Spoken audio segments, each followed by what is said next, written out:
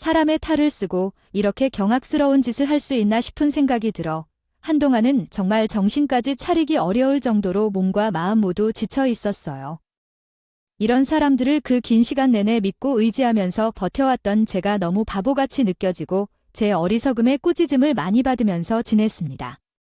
물론 사람이 작정을 하고 속이려 뜨는데 무슨 재주로 그걸 파악하고 가나나 싶긴 하지만 그래도 저는 전혀 이상함을 느끼지 못했었어요. 가족들에게도 친구들에게도 그 누구에게도 말을 하지 못하고 속으로만 끙끙 앓고 삼켜야만 했던 그날의 이야기를 허심탄회하게 한번 털어보려 합니다. 그렇게라도 하지 않으면 제가 쏘가리를 하다가 화병이라는 앓을 것 같거든요. 그럼 지금부터 제 이야기를 시작해 보도록. 제 남편은 몸이 상당히 약한 것 같습니다.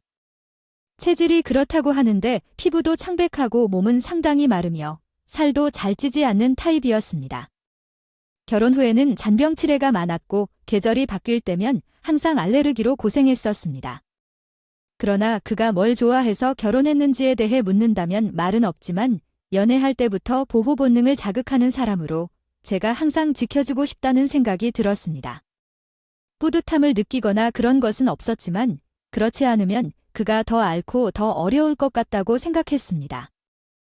아프기도 했고 딱 보기에도 희 한 점 못 쓸 것 같이 생겼으니까 저희 집에서 결혼을 하겠다고 했을 때 반대로 하고 들었어요. 하지만 사람은 또 청개구리 근성이 있다는 게 있지요.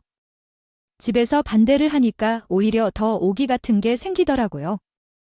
저는 잔병 치레가 많은 남편이 큰 병을 앓는 것도 아니니까 옆에서 지켜주고 보필하고 싶다고 박박 우기면서 결혼을 감행하게 되었어요. 우리가 뭐 많은 걸 파란 것도 아니고 사지 멀쩡하고 건강한 사람을 만나서 오래오래 벽에 똥칠할 때까지 살아라고 하는 건데 그게 그렇게 어렵니? 그 이사제가 멀쩡하고 그래서 해봐야 남들보다 조금 심하게 감기 걸리고 하는 게 전부인데 평생 오래오래 함께 할 거니까 그런 걱정은 하지 말라고 하잖아요. 그리고 세상에 감기 한 번도 안 걸리고 사는 것은 여전히 가능해요. 사람이 어디에 있겠습니까? 다른 사람 만나도 똑같아요. 아무리 그래도 그렇지 않다. 내가 제대로 고생을 해보지 않았기 때문에 모르는 것이지. 결혼한 후에 고생이 뒤따르게 될 것이 분명한데 지금 그런 행동을 해야 한다는 거죠. 답답하다. 답답하다. 세상과 천지가 아니라 부모의 충고를 듣지 않고 자작자위를 하는 사람을 우리는 처음 봤습니다. 우리가 하는 말은 다 피가 되고 살이 되는 것이에요. 결혼하고 싶은 사람과 결혼하겠다고 하는데 엄마가 왜 자꾸 반대하려고 하는지 이해가 안 가서 그래요. 평생 함께하고 싶은 사람이라고요. 친정 부모님께서 반대 의견을 내리셨다면 제가 부모님의 반대를 무릅쓰고 그 결정을 내리기에는 남편이 저를 위해 헌신적이며 최선을 다한 사람이어야 했다고 생각합니다. 내가 하자고 하는 일에 단 한 번도 싫다는 말을 한 적이 없을 정도로 저를 기쁘게 해주려고 노력하는 사람이기도 했어요. 수능 하루 전 이도 가부장적인 집안이었고 나아선호 사상이 상당히 심하게 뿌리박혀 있는 상태였어요. 외동 아들이었던 남편에게 거는 기대가 정말 어마어마해서 하늘을 찌를 정도로 심했거든요. 하지만 남편은 몸이 어릴 때부터 상당히 약했기에 병가를 내야 하는 일도 많았고 학업에 집중할 수 없는 상태에 있을 때가 많았어요. 노력을 한 만큼 성적이 나오지도 않았고 열이 쉽게 올라 학교를 빠지기 일쑤였습니다. 수업 진도를 제대로 따라가기도 어려운 상태라 학업을 제대로 이어가지 못했던 거죠. 그래서 부모님께서는 늘 걱정이 많았고 우리 아들이 결혼을 해야겠다는 생각을 수도 없이 하셨다는 얘기죠. 어떤 여자가 하루 종일 골골거리는 남자를 만나 결혼까지 할 생각을 하겠냐, 그런 마음이 있었던 것이겠군요. 그래서 난 남편과 결혼하겠다고 시부모님께 인사를 드리러 갔을 때 부모님께서는 결혼을 승낙해 주셨어요. 게다가 연애 기간이 짧지 않았고 연애 동안에도 난 남편을 착실하게 보살피는 모습을 보여주었기에 아마 시댁에서는 좋다고 했지만 우리 집에서는 반대 의견이 있었겠죠. 그래서 나는 밀어붙여서 상견례기를 해 결심했죠. 양가가 함께 모여 결혼 이야기를 나누고 화기애애해도 모자랄 판에 우리 부모님께서는 조심스럽게 남편을 보셔서 불편한 표정을 지었었어요. 꽤 보이시지만 않으시고 쌀쌀맞게 구르겠지만 가부장적이고 남자가 하늘인 줄 아는 시부모님 집에서는 아무런 말도 못하셨어요. 본인의 권위가 최고라고 생각하며 사시던 시아버지께서는 저희 친정 부모님 앞에서는 아주 절대로 실수할 수 없는 존재라고요. 아마도 제가 아니면 남편이 진짜로 제 손자를 맡아주지 못할 것 같다고 생각하신 건지 뭔지 시부모님 입장에서는 저를 놓칠 생각이 없었나 봐요. 우리 간 아이들이 서로 즐거워한다는 걸 보니 얼마나 행복한 일입니까? 우리 집으로 소중한 며느리를 맡겨주셔서 정말 감사드립니다. 결혼이라는 것은 두 집안이 서로 만나는 것이겠죠. 시부모님 분들께서 너무 좋아하시니까 저의 마음에 있던 걱정이 하나 둘 없어졌어요.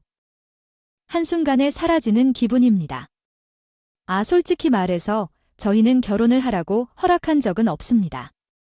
하지만 저희 딸이 천지 고분을 못해서 이런 자리를 만들었습니다. 전 아직도 걱정이 앞서는군요. 사위 걱정이 아주 많이 된다는 말입니다. 몸도 비실비실하고 어디 이런 사람이 내 딸을 지켜줄 것인지도 걱정이 되네요. 우리 딸이 좋다고 하니 이 자리에 나오긴 했습니다만 친정 아버지께서는 솔직하게 말씀을 하시자 부모님께서도 몹시 당황한 듯 보였지만 기분이 나쁠 만한 상황에서 아무 말도 못하고 허허하시며 웃으셨다고요. 저도 그런 자리에서 대놓고 마음에 안 든다는 티를 내는 아버지의 행동에 당황스럽고 불편했지만 일단은 참아야 했어요. 아이고, 저도 같은 생각이에요. 아직 30대도 안 되었는데 20대 후반이라서 왜 그렇게 빨리 시집을 가려는지 이해하지 못해 몇 년 동안 부모님 뱃속 안에 있기만 해도 좋을 것 같았는데. 하지만 친정 엄마까지 아버지의 말에 따라 결혼을 더 늦게 하는 편이 좋겠다는 생각을 피력할 때 어떻게 해야 할지 잡으라는 마음이 들었었어요. 우리 집에서 그러한 말을 하면 충분히 시부모님들이 기분 상하시고 무례하다고 생각하실 수도 있겠지만 그럼에도 불구하고 설령 짓거렸어도 아유, 그럼에도 이 자리에서 나와서 허락을 내려주신 점에 대해 너무나도 감사합니다. 제가 아들이 병에 걸릴 수 있다는 걸 잘 알기에 큰 걱정이 없어요. 우리도 건강관리에 많은 노력을 기울이고 있으니 안심하세요. 있으니까요. 머리까지 조아를 듯이 이야기를 하시는데 제가 화끈거리면서 민망할 정도였어요. 저희 부모님께서도 시댁에서 저자세로 나오니까 제가 시집살이를 당할 일은 없겠구나 싶어서 결국에는 제 뜻대로 결혼을 허락해 주셨어요. 어찌 보면 반대로 시작한 결혼이지만 남편과 살림을 차리고 난 이후에 꽤 행복한 결혼 생활을 하게 되었어요.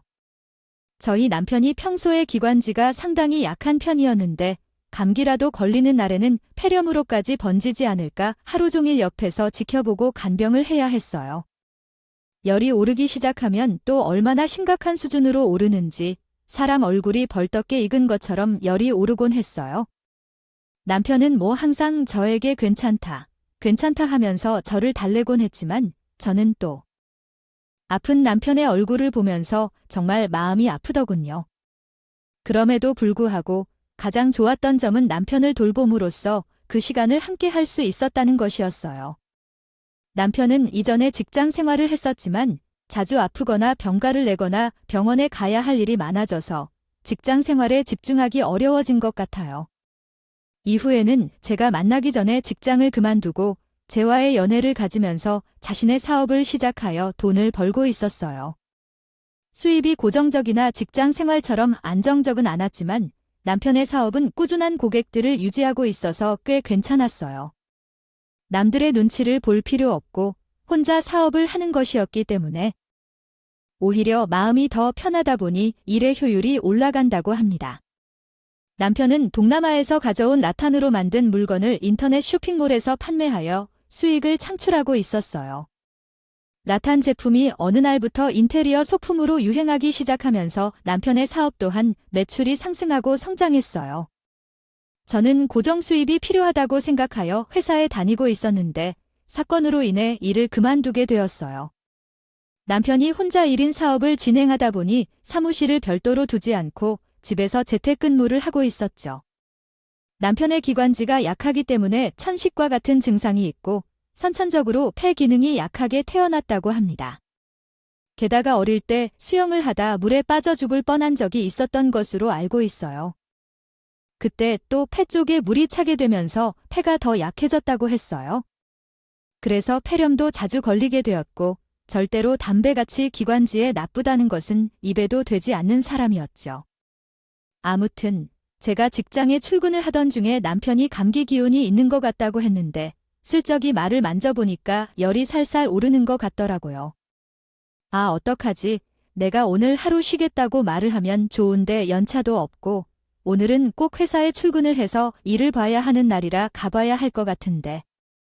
아이, 이렇게 열이 오르는 게 한두 번도 아니고 괜찮으니까 신경 쓰지 말고 얼른 회사 출근해.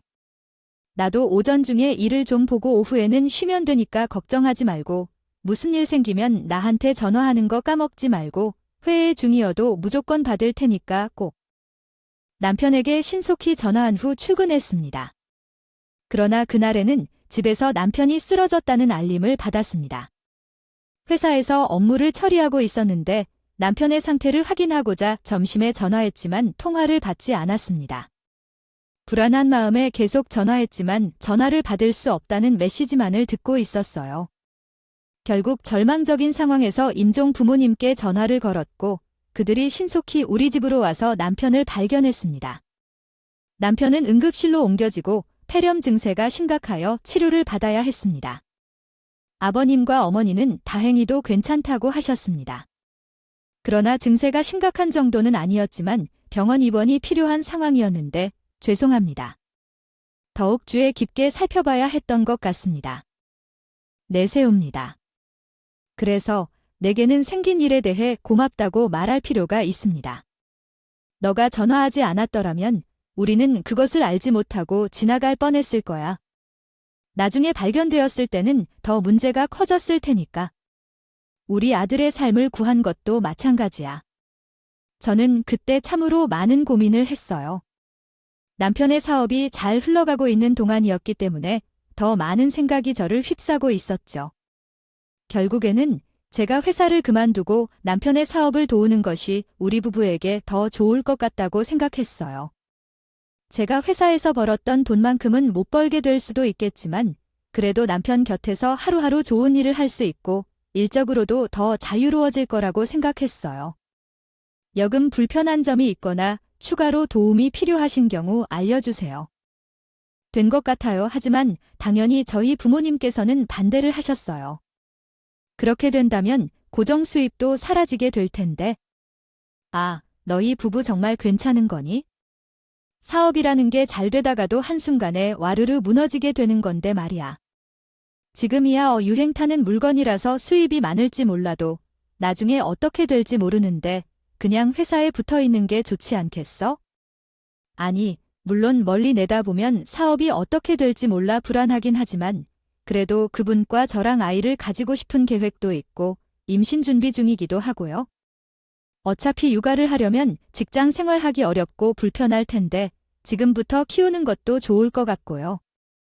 임신 준비 중에 있다고, 아휴, 하긴 요즘은 육가요가 식사가 익숙해진 것 같아요. 엄청나게 눈치를 준다고 하더라고요. 그렇게 생각해보면 직장을 그만두는 것도 나쁘진 않습니다. 잘 생각해서 결정하도록 해야 해요.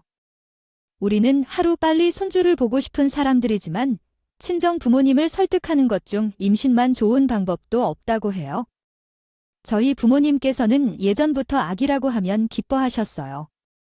항상 손주를 촬영하셨기에 저는 임신 이야기를 일부러 꺼냈고 결국에 친정 부모님께서는 마음대로 하라고 말해주셨어요.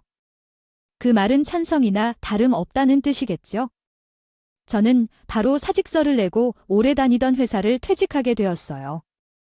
퇴직금을 받자마자 남편과 함께 동남아로 여행을 가기로 했어요.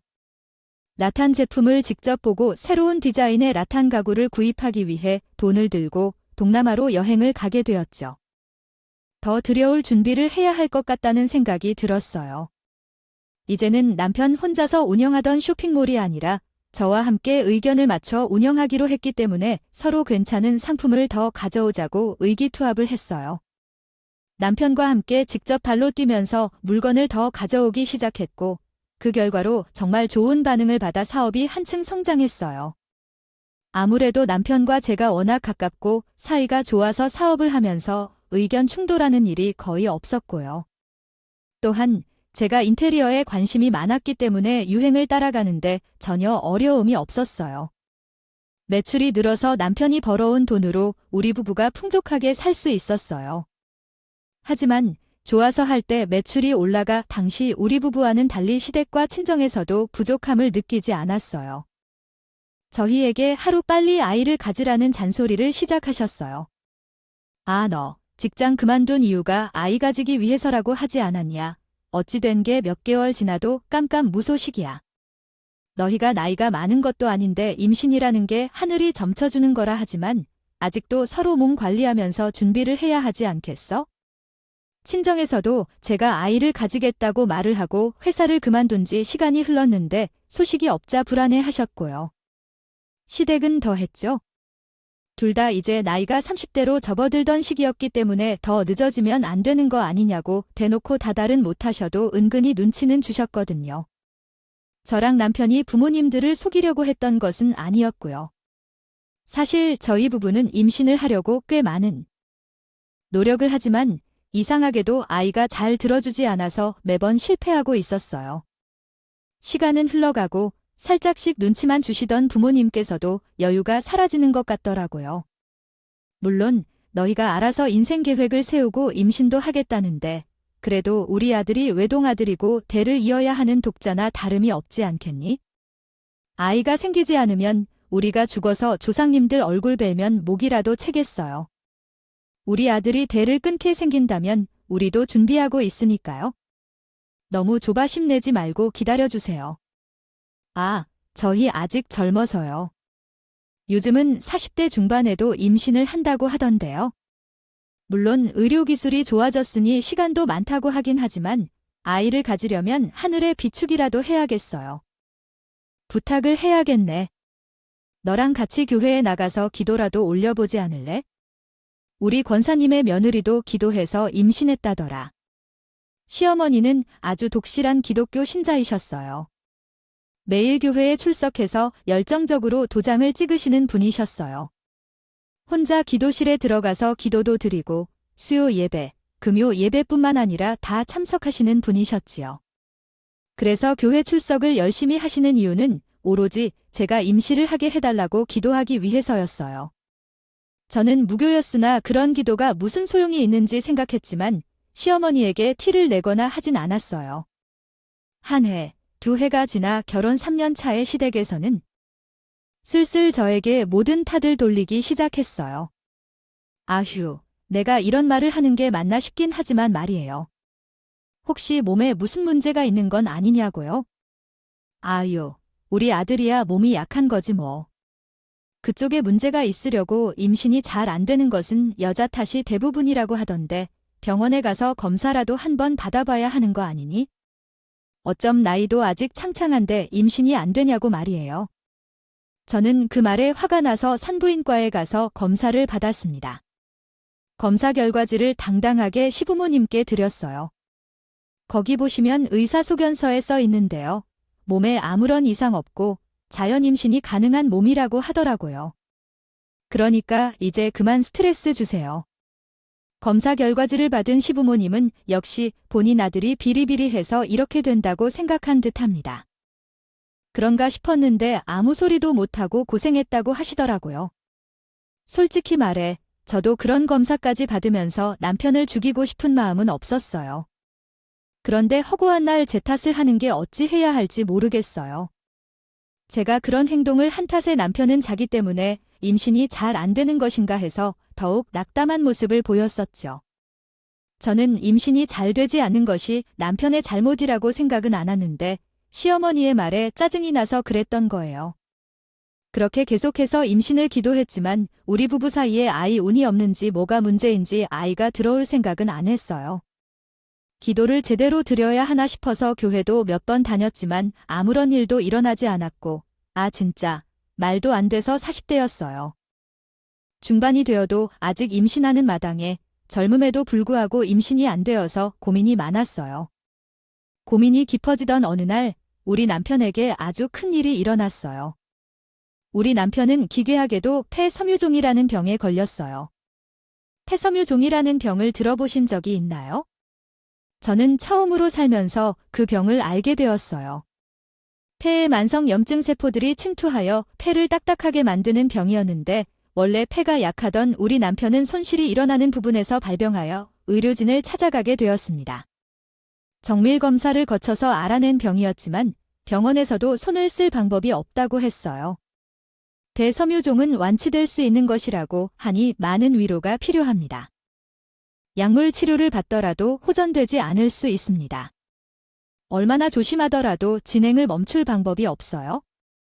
결국 폐가 딱딱해져 호흡이 불가능한 상태로 사망으로 이어지는 폐섬유증이라는 병입니다. 치료 방법이 명확하지 않아 결국 시한부 판정을 받게 되는 경우도 있습니다. 저희 부부는 병원을 나올 때는 눈물을 삼키지 못했고 병원 입구에서 울지 않고는 할 수 없었어요. 남편은 아직 30대지만 시한부 판정을 받게 되어 제대로 살아본 적이 없다는 젊음을 지니고 있습니다. 의사는 우리에게 1년 정도밖에 남지 않았다며 진행 속도가 예상보다 빨라졌다고 말씀하셨어요. 이런 상황에서 우리 부부는 함께 해야겠다고 생각합니다. 마음을 진정시킨 후 시댁과 친정에게 소식을 전했는데 시댁에서는 망연자실을 하셨고 우리 친정집은 다시 생각해도 참으로 상처가 너무 컸으며 회복하기가 힘들 정도였습니다. 김서방이 폐섬유중증에 걸려서 1년도 못 산다고 했다. 아이고 내가 뭐라고 그랬지? 건강이 최고라고 말했잖아. 어떻게 내가 정말 내 딸을 생각하며 이야기를 하고 있는데 사별보다 이혼이 나을 것 같지 않냐며 아까운 말을 한 건데. 곰곰이 생각을 좀 해봐. 우리 친정 부모님께서는 진심으로 화가 나고 누구보다 크게 실망했어요. 남편이 함께 있는 자리에서 사별보다 이혼이 낫다는 말을 했으니 난 분노를 억누를 수 없었지만 저에게만 별도로 말한 것도 아니었고요. 우리 남편은 고기를 푹 익혀 아무런 말도 하지 못하는데 정말 열받아서 눈물이 뚝뚝 흘렀어요. 엄마, 시험부 판정을 받은 사람 앞에서 사별보다 이혼이 나은 이야기를 할 수 있다는 게 어찌 이해가 되지 않아요? 나 혼자서 이야기를 하건 마음에 들지 않아요. 지금 시험부 판정을 받은 사위한테 알아서 저런 얘기를 하는 이유가 뭐야? 엄마야, 정말 너무한 일 아니에요? 내가 무책임한 말을 했었어? 당연한 거 아니겠어요. 사람이라는 게 얼마나 비참한 레이블인지 너는 몰라서 그런 거야? 내 딸을 생각해서 엄마로서 이야기를 하는데 나는 어떻게 하면 딸에게 가장 피해를 안 보게 할 수 있을지에 대해 말했을 뿐이에요. 사별이나 이혼 중에 무엇이 낫겠어? 저런 소심한 사람이랑 결혼을 해볼 때야 알아봤어야 했어? 내 안이 뜨거워져서 속이 버글대면서 끝까지 우리 딸만을 생각했어. 남겨두고 눈 감으면 자네 마음이 편하겠어. 날 가진 부모의 걱정이라고 생각하고 하루 빨리 이혼 서류에 도장이라 찍어주게. 친정 부모님의 그런 태도에 큰 실망을 한 것과 더불어 시댁에서도 갑자기 태세를 바꾸기 시작했어요. 아니, 우리 아들이 1년밖에 못 살게 됐는데 당연히 그 안에 자식은 보고 가야 하지 않겠니? 지금부터 부지런하게 아이만 생각하고 움직여라. 아이를 낳아야 해. 요즘 정자를 냉동해서 보관하는 방법도 있다고 하던데. 내가 알아보니까 그 비용만 지불하면 죽을 때까지 보관될 수 있다고 하더라. 한번 올려두자. 무조건 아들을 낳아야 하니까. 그래야 우리가 나중에 조상님께 큰 절도 올릴 수 있는 거야? 기회가 얼마 없다고 생각하고 아들부터 얼른? 나하라 그때부터 정말 말도 안 되는 잔소리로 요구가 시작되었는데 제가 어떻게든 전화기 벨소리로 트라우마까지 생겼단다.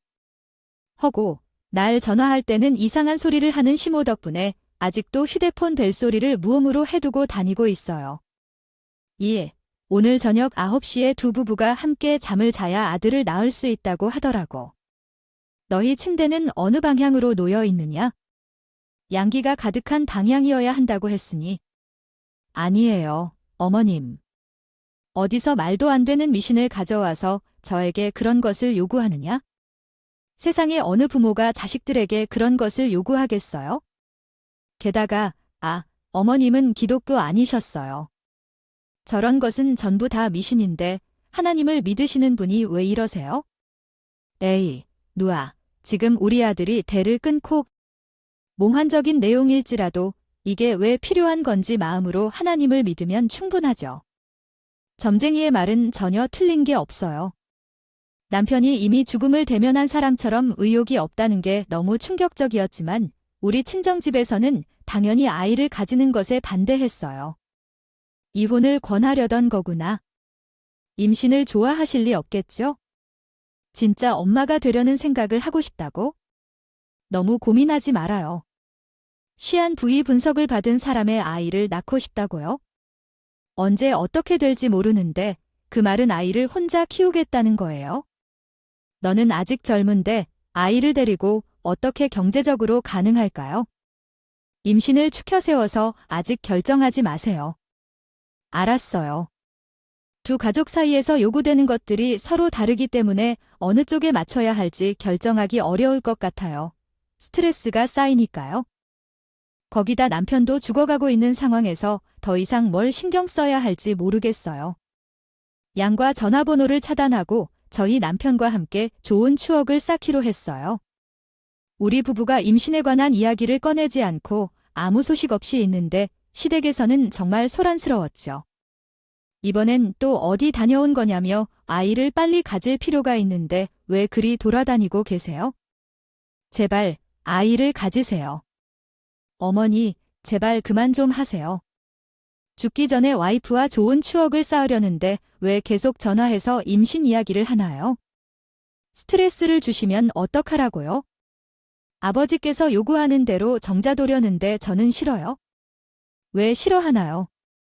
물론 당신이 자식을 보고 싶은 마음이 이해되지만 혹시 모를 상황에 대비해서 놓치지 말아야 할 건 뭐인지, 그게 왜 그렇게 문제가 되는지 수치스럽습니다. 죽어도 싫다고요 라고 해요. 아, 제가 혼자 남겨져서 와이프가 아이라는 짐더미를 짊어지게 하고 싶지 않아요. 아이는 우리 아이인데 무슨 죄가 있어요? 태어났을 뿐인데 한 집안으로서 얼마나 슬프고 외롭겠어요. 저는 남편이 시어머니의 등에 못 이기어서 정자를 얼린 사실을 이미 알고 있었어요. 남편은 배가 굳어지는 중이었지만 사업에는 소홀하지 않았고 안정화 작업을 거친 뒤 모든 것을 제 명의로 바꾸어 주었어요. 홀로 남게 될 저를 위해 저가 혼자 사업을 이끌어가야 할 때 모든 정보를 하나씩 알려주며 제 근거를 정리하기 위해서요. 시작했을 때 정말 하루하루가 소중하다 느껴졌어요. 남편과 애틋한 시간을 보내며 우리 부부는 마르지 않는 눈물을 계속 흘렸어요. 정말 눈이 깜빡할 사이에 8개월이 흘러버렸고 결국 남편의 증상은 점점 심해져서 호흡이 불가능한 상태까지 이르렀어요. 제가 걱정할까봐 또 눈물을 흘릴까봐 아픈 것도 꾹 참아냈던 남편이 산소기에 생명을 유지하다가 하늘의 별이 되었죠. 정말 너무나도 힘들었고 그날을 떠올리면 아직까지도 가슴이 저릿하게 조여오는 것 같아요.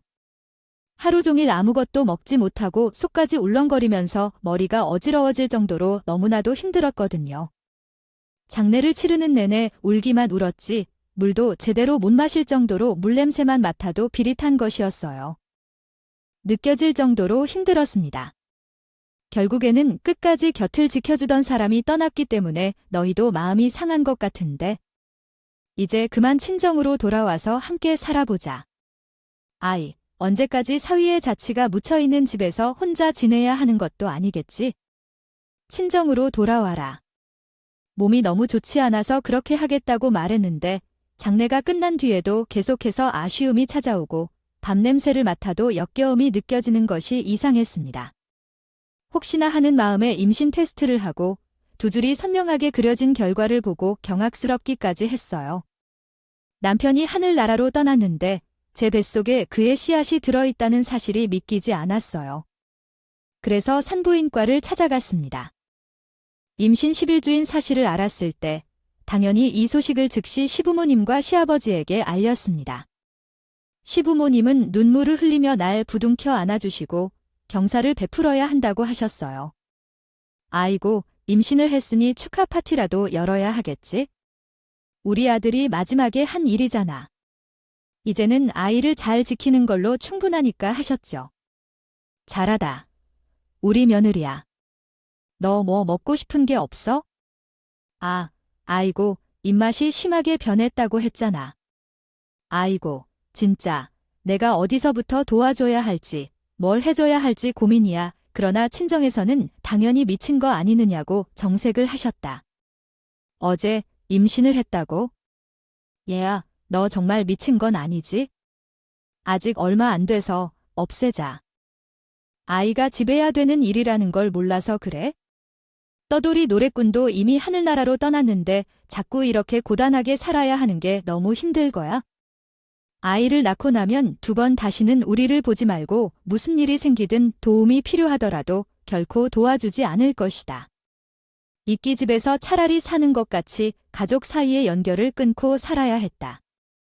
당연히 친정 가서 살 일은 없었으며 남편과 함께 살았던 집에서 임신 기간을 보내면서 남편이 시작한 사업을 꾸준히 이끌어가고 있었다. 그렇게 아이를 잠실에 안고 있는 동안에 딸을 낳게 되었어요. 시댁에서는 당연히 임신 기간 동안 아들 낳게 될 거라고 하셨지만 딸을 낳게 되자 실망했지만 유일하게 남편이 남긴 혈통이라고 아껴주셨어요. 저는 혼자 살면서 아이를 키우는 일까지 하려고 하니까 몸이 10개라도 부족하더라고요. 그리고 전세 기간이 끝나서 새로운 전세집을 구해야만 했고 집주인이 직접 들어와서 살겠다고 집을 비게 했어요. 계약 연장을 할 수가 없었거든요. 집도 못 알아보고 일에 치이고 육아에 시달려 지쳐 있을 때 시댁에서 손을 내밀어 주셨어요. 만약 우리 며느리에게 좋은 사람이 생겨서 떠난다고 하면 우리가 말릴 생각은 없어요. 대신 우리 소녀딸 크는 모습은 좀 지켜볼 수 있게 해주겠냐고요. 친구들이 손주 키우는 게 재밌다고 하더라. 너도 일을 하니까 애를 봐줄 사람이 있었으면 좋겠지 않겠어요. 친정에서는 제가 출산을 한 이후에 정말로 연락을 끊어버리셨기 때문에요. 저는 시댁으로 들어가서 살기로 마음을 먹었어요. 시댁으로 합가를 한 이후 아이를 전적으로 돌봐주셨기 때문에 저는 남편이 사업에 집중을 할 수 있게 되었어요. 그렇게 한 해 2해가 흐르고 이제 사별한 지 10년 차가 되었고 아이가 9살이 되었어요. 딸이 9살이 되니까 아빠의 존재를 계속 물어보는데 하늘나라에 계신다고 하니까 참으로 슬퍼하라. 나도 아빠가 있었으면 좋겠어요. 민지는 아빠가 놀이공원도 데려가주고 고민도 사줬다고 하더라. 너무너무 들어와서 왜 아빠가 없어요? 다른 친구들은 태권도 학원이 끝나면 아빠가 데리러 오는데 나만 맨날 할머니 할아버지가 오고 친구들이 솔직히 놀리기도 하고 아빠 없다고 그렇게 말하니까 제 가슴이 무너지는 것 같아요. 그러던 어느 시점에 제 시어머니가 갑자기 나를 부르시더니 뜬금없이 제 나이를 물어보셨어요. 왜 갑자기 제 나이를 물으세요? 노래로 딱 말해드릴게요. 그렇게 생각하니까 시간이 정말 많이 지났네요. 처음 어머님을 만날 때는 20대였는데 시간이 참 빨리 지났네요. 우리 아들이 벌써 10살이 되었다니. 혹시 남자 만나고 있냐고 물으신 건데 저는 매일 집에서 일만 하고 저녁에는 아이를 돌봐야 해요. 어떻게 남자를 만날 여유가 있을까요? 혹시 이제 제가 더 이상 머물기를 원치 않으시거나요? 그러면 어디서 좋은 남자를 소개해 주세요. 10년을 같이 지내면서 넉살이 많이 늘었으니까요. 시어머니에게 신라를 올리고 있는 것 같네요. 떨어졌죠? 내가 너를 쫓아내고 싶어서 이런 말을 하겠니? 그냥 내가 아이를 키우면서 혼자 너무 고생하고 있는 것 같아서 말이다. 거기다가 요즘 우리 소녀가 자꾸 아빠 타령을 하는데 양아버지라도 있는 게 좋지 않을까 싶은 생각이 들어서. 아직 내 나이도 젊지 않니? 충분히 재혼해서 둘째도 낳고 그렇게 살 수 있지 않겠어. 나를 한번 믿고 내가 소개시켜주는 남자를 한번 만나라 봐. 결혼까지 하면 더 좋고. 아이 어머님, 저 정말로 쫓아내고 싶으셨던 거예요. 갑자기 결혼은 왜요? 저 지금 생활도 만족스러워요. 어머님이랑 잘 지내면서 평생 같이 살래요? 이런 말이 어디 있어. 기회가 있을 때 빨리 새로운 남자를 만나서 새 둥지를 틀어야지. 내가 남자 하나 소개시켜 드릴게요. 그 남자는 돈도 악수로 잘 벌고 춤은 하나 없이 바르게 살아왔다고 해. 나이가 너보다 2살 어리긴 하지만 아직 참가도 못 갔대. 일이 바빠서 우리 며느리랑 아주 잘 어울릴 것 같아서 내가 냉큼 사진부터 틀고 왔어. 어머님, 남자 소개시켜 달라는 말은 정말 농담이었어요. 아우, 저 싫어요? 그냥 평생 딸이랑 어머님, 아버님과 행복하게 지낼래. 혼자서도 나쁘지 않아요. 요즘은 결혼이 선택이라고 하잖아요. 그렇게 애둘러서 거절을 했지만 이상하게도 시어머니는 계속해서 저에게 남자를 한 번만 만나보라고 말씀하셨어요. 아니, 아닐 거예요. 번듯하게 사는 사람이더라. 아, 우리 소녀딸도 아빠 타령하는데 이왕이면 어른들이 보기에 괜찮은 사람으로 만나야 하는 거라고 생각해. 사별한 지 얼마 되지 않았어야 하는데 한 번만 만나보고 결정해. 아무것도 아닌 만나지 않으면 정말 만날 때까지 언급할 것 같더라고. 그래서 말하기 싫어서 한 번만 만나보고 결정하겠다고 말했어. 소개팅 아니지만 소개팅 자리에 나갔는데 나온 남자가 남편과 비슷한 느낌을 줬어. 물론 남편보다 훨씬 살집도 있고 건강해 보였지만 뭔가 남편과 비슷한 느낌이 들었어.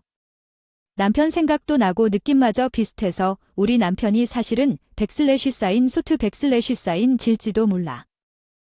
환생을 했는지 모를 정도로 그 생각까지 생기게 되었거든요.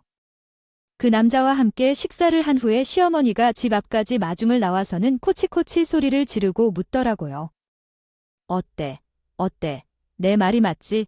건실한 사람이라고는 하지만 성격도 괜찮고 아주 유순하다고 들었는데 우리 며느리랑 딱 맞지 않을 것 같겠다고 했어요. 그럭저럭 나이는 다 있어서 그런 건지 뭐 대화 자체는 잘 통한다는데 무슨 일을 하는지는 잘 모르겠지만 들어서 보면 대화가 잘 통하고 느낌이 잘 맞는 사람만큼 좋은 것도 없는 법이죠. 애미야, 내가 너를 너무 오래 붙잡고 있었던 것 같구나. 나만 믿고 그 남자랑 식구 올리고 같이 살면서 정도 들고 그러는 거야? 아유, 시작부터 어떻게 다 맞을 수가 있겠니? 갑자기 결혼을 부탁하고 같이 살으라고 말을 하시는데 대체 왜? 저러나 싶더라도 무슨 한 번 만나고 하는데 결혼 이야기를 하냐고요? 그것도 제가 딸도 아니고 며느리인데 이상하잖아요. 하루 이틀 그러신 것도 아니고 눈만 마주치면 결혼하라고 난리인데 오죽하면 옆에서 시아버지가 시어머니의 옆구리를 막 찔러댈 정도로 눈치를 주셨어요. 처음에는 그냥 웃으면서 왜 저러지 하고 말했는데 시간이 지남에 따라 느낌이 더 이상해지더라고요. 굳이 지금도 아이와 함께 사업하면서 잘 살고 있는데 자꾸 남자가 없으면 안 된다고 결혼을 해야 한다고 하시니까요. 제가 대꾸를 안 하고 무시를 하면 귀에다 대고 말을 하시는데 진짜 들어서고요. 그 남자 있잖아. 연봉 얼마나 받는지 들었니? 재산도 아주 두둑하게 모았다고 하더라고. 이제 소녀딸이 더 크면 돈이 들어갈 일도 많을 텐데요. 결혼하여 가정을 이루는 것이 중요한 거예요. 어머님, 제가 알아서 할 거예요. 이제 그만 좀 하세요. 저는 여태까지 10년이란 세월을 혼자 애를 키우면서 잘 살아왔거든요. 남자가 없으면 죽는 것도 아닌데 너무 아까워서 그러죠. 우리 며느리가 독수 공방을 10년째 하고 있는데 그 남자가 딱 좋아요. 꼭 그 남자랑 결혼해야지 곧 몰아붙이는 시어머니가 어느 날부터 수상하기 시작했어요. 자꾸 결혼 이야기를 하시는 것에 의문이 들었죠. 그래서 일부러 외부에 일이 있어서 나간다는 거짓말을 하고 시댁에 녹음기를 설치해 두고 집을 나왔어요. 거실 소파에 하나, 현관 근처에 하나 놓아두고 항상 시아버지와 시어머니께서 소파에 앉아 이야기를 하시다가 밖으로 나가기 전에 현관 앞에서 대화를 했었거든요. 집이 크지 않아서요. 그쪽에 설치해 두었을 때 그런 작은 음량으로라도 녹음이 될 거라고 생각했었죠. 어쨌든 하루 종일 밖에 있다가 집에 들어가니 시어머니가 저녁을 먹으라며 상을 차렸어요. 알겠어요 하고 몰래 거실에 설치해 놓았던 녹음기와 현관 앞에 두었던 녹음기를 회수의 방으로 가져가 놓았어요. 저녁을 함께 먹으면서 실속 없는 대화도 하고 아이와 같이 씻고 잘 준비를 해 들어가서 녹음기를 틀어봤어요. 그런데 정말 이런 일이 일어날 수 있다는 생각이 들어 경악에 몹시 놀랐죠. 그림을 그려보니 거실 소파에 앉아 시어머니와 시아버지가 대화를 나누고 있던 것 같은데 그들의 목소리가 녹음되어 있는 걸 선명하게 들었어요. 기가 막혀서 원래 계획대로 잘 되고 있어? 아이, 하루 빨리 손자해봐야 대가 안 끊길 거 아니야. 시간이 더 지나서 제가 임신을 못하게 되면 어떡해. 아휴, 이럴 줄 알았으면 징죽에 알아볼걸. 아유, 걱정 좀 그만해요. 조금만 기다려 보라니까. 내가 결혼하라고 매일같이 이야기하고 있으니까 생각 있으면 들어먹겠지? 냉동 정자는 모래 잘 보관되고 있대요. 아이고, 세상 정말 좋아졌어. 어떻게 그런 걸 개발할 생각은 그랬을까? 돈만 내면 무기한으로 보관해 준다는데 무슨 걱정이 있겠어. 나는 그 냉동 정자 보관법보다 결혼 브로커가 있다는 사실이 더욱 신기하고 놀랍다. 세상의 조건 하나하나 맞춰서 사람을 구해준다는 게 이게 말이나 되는 소리야. 게다가 우리가 요구한 조건이 좀 까다로운 사람들이 있죠? 여자에게 관심이 없는 사람이랑 매칭을 해준다는 것은 참 엉터리라고 생각해요. 이런 건 없을 줄 알았으면 층지게 시켜놓으면서 이런 생각을 하겠지 했어요. 완전 정신없네요. 아니야. 여자에게 관심이 없는 무정자증인 사람이랑 결혼해야만 하는 사람이랑 손주를 낳기 위해 시험관을 해야 하는 여자랑 딱이죠. 둘이 결혼하고 나서 임신이 잘 안 된다는 핑계로 우리 아들 냉동 정자로 시험관 시켜놓으면 딱이다. 계획대로 잘 될 거예요. 이걸 며느리가 알게 되면 큰일 날 거예요. 절대로 비밀로 해야 하는데 어차피 남자 집안에서는 아무것도 모르니까 괜찮아요. 아들이 여자에게 관심이 없다고 할머니 생각도 몰라서 계획이 성공할 때까지는 이런 얘기는 하지 말도록 해야겠어요. 일단 정확한 한국어 문법으로 다시 쓰고 전체 내용을 좀 더 알아보기 쉽도록 분할하여 수정했습니다. 적당히 임신만 하고 나면 우리가 나서서 다 터트리고 이혼시키는데 오갈 곳 없는 며느리가 어딜 가겠어. 우리 집으로 들어와야지. 그럼 우리는 우리 손주 보면서 행복하게 노후를 즐기면 된다니까. 그러니까 한마디로 저에게 소개시켜 주었던 사람은 무정자증의 여자에게는 관심도 없는 남자였던 것이었습니다. 이 부분 새로 작성. 처음엔 남자 쪽 집안에서는 이 사실을 모르고 있었고 남자는 여자에게 관심 없는 것을 숨기기 위해서 위장결혼이 필요해서 브로커와 연락을 요청한 것이었어요. 우리 시댁은 가남편의 냉동정자로 시험관을 해서 아이를 낳는 것을 거부했기 어떻게든 재혼을 빌미로 남편의 아들을 보겠다는 일념으로 그딴 짓을 벌인 거예요. 전 정말로 이게 현실에서 벌어질 수 있는 일인 건지 다들 저를 속이기. 이 부분 새로 작성. 아버지가 냉동정자에 대한 시험이나 자녀 낳기를 거부함에도 남편 아들을 키우겠다는 의지로 재혼을 통해 평화로운 가정을 이룰 생각이었어요. 현실 속에서 벌어질 수 있는 일인지 의문스럽게도 다들 저를 속이는 상황이었습니다. 몰래 카메라를 설치한 게 아닌지에 대해 경악을 금칠 수 없었어요. 그냥 넘어가면 결코 안 된다고 생각하게 되었죠. 아이가 잠들자마자 곧바로 시모님 방을 찾아가서 그 녹음 파일을 틀어놓고 시모에게 따지기를 시작했어요. 어떻게 사람의 얼굴을 쓰고 이런 짓을 하는 건지 어떡하죠? 도대체 그 아들이 뭐가 그렇게 중요해서 이런 미친 짓까지 할 수 있는 걸까요? 결혼을 시켜 시험관을 시키려고. 아니, 너는 지금 밖으로 나갈 때 녹음기를 설치한 채로 떠나간 거야? 그렇게 우리를 믿지 못해서 왜 혹시 소녀딸에게 무슨 짓을 할지 까발리는 놈이 성을 내버리면서 지금 누가 누구한테 큰 소리를 지르며 화를 내고 있어요. 진짜로 화가 막 주르르 나오는 사람은 나라고요. 나 이런 짓을 꾸밀 만한 사람인가요? 얼굴을 보고 하하호호 웃을 수 있었어요. 이게 사람이 할 짓이냐고 그 말에 시부모 둘 다 딴청을 부리면서 당연히 아무런 말도 못했죠. 지들도 솔직히 잘못된 걸 몰라서 그랬겠어요. 다 알면서 욕심을 부린 거죠. 한 사람의 인생을 이렇게까지 망치게 하면서 죽은 아들의 핏줄을 보고 싶어 한다는 그 집착도 너무나도 소름 끼치고 무서웠어요. 저 아이 데리고 짐 챙겨서 나갈 겁니다. 최대한 빠른 시일내에 모든 걸 정리하고 이 집을 떠나겠어요. 두 번 다시는 우리 남편의 핏줄을 볼 생각하지 마세요. 아이, 갑자기 그게 무슨 소리야? 아이 참나. 그러니까 손주만 낳아주면 되는 건데 그걸 왜 비해 왜 우리 아들이 얼린 냉동 정자로 나오면 되는 거 아니냐고 도대체 뭐가 그리 고고해. 시험관은 죽어도 안 하겠다는? 그렇게 하지 않겠습니다. 기계 번역을 사용한 결과는 다음과 같습니다. 아들을 원하시면 브로커 통해 대리모를 구하세요.